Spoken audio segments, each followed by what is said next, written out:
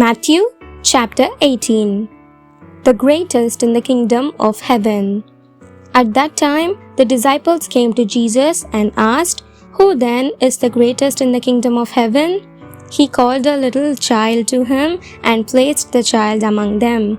And he said, "Truly I tell you, unless you change and become like little children, you will never enter the kingdom of heaven. Therefore, whoever takes the lowly position of this child is the greatest in the kingdom of heaven. And whoever welcomes one such child in my name welcomes me." Causing to stumble. If anyone causes one of these little ones, those who believes in me, to stumble, it would be better for them to have a large millstone hung around their neck and to be drowned in the deeps of the sea. Woe to the world because of the things that cause people to stumble. Such things must come, but woe to the person through whom they come.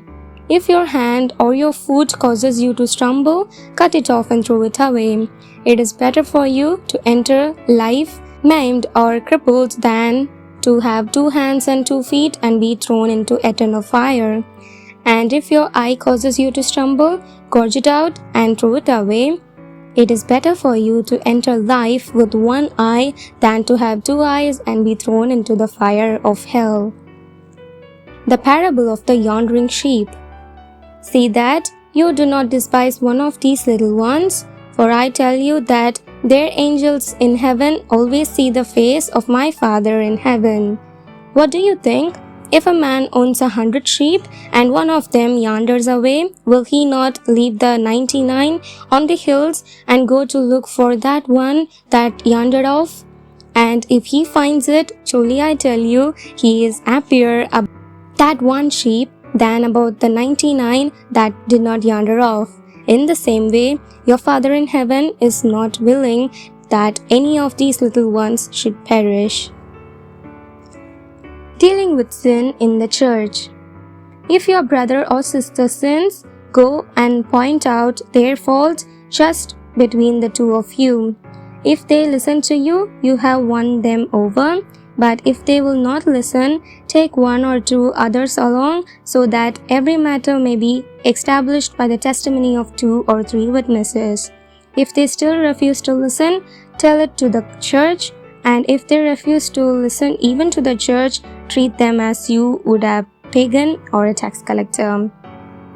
Truly I tell you, whatever you bind on earth will be bound in heaven, and whatever you loose on earth will be loosed in heaven. Again, truly I tell you that if 2 of you on earth agree about anything they ask for, it will be done for them by my Father in heaven. For where 2 or 3 gather in my name, there am I with them. The parable of the unmerciful servant. Then Peter came to Jesus and asked, "Lord, how many times shall I forgive my brother or sister who sins against me? Up to 7 times?" Jesus answered, "I tell you, not 7 times, but 77 times. Therefore, the kingdom of heaven is like a king who wanted to settle accounts with his servants. As he began the settlement, a man who owed him 10,000 bags of gold was brought to him.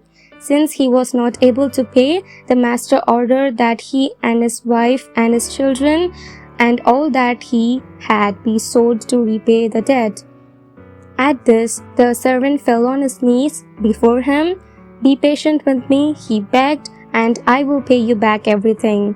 The servant's master took pity on him, cancelled the debt, and let him go. But when that servant went out, he found one of his fellow servants who owed him 100 silver coins. He grabbed him and began to choke him. 'Pay back what you owe me,' he demanded. His fellow servant fell to his knees and begged him, 'Be patient with me and I will pay it back.' But he refused. Instead, he went off and had the man thrown into the prison until he could pay the debt. When the other servants saw what had happened, they were outraged and went and told their master everything that had happened. Then the master called the servant in. 'You wicked servant,' he said, 'I cancelled all that debts of yours because you begged me to. Shouldn't you have had mercy on your fellow servant just as I had on you?' In anger, his master handed him over to the jailers to be tortured until he should pay back all he owed.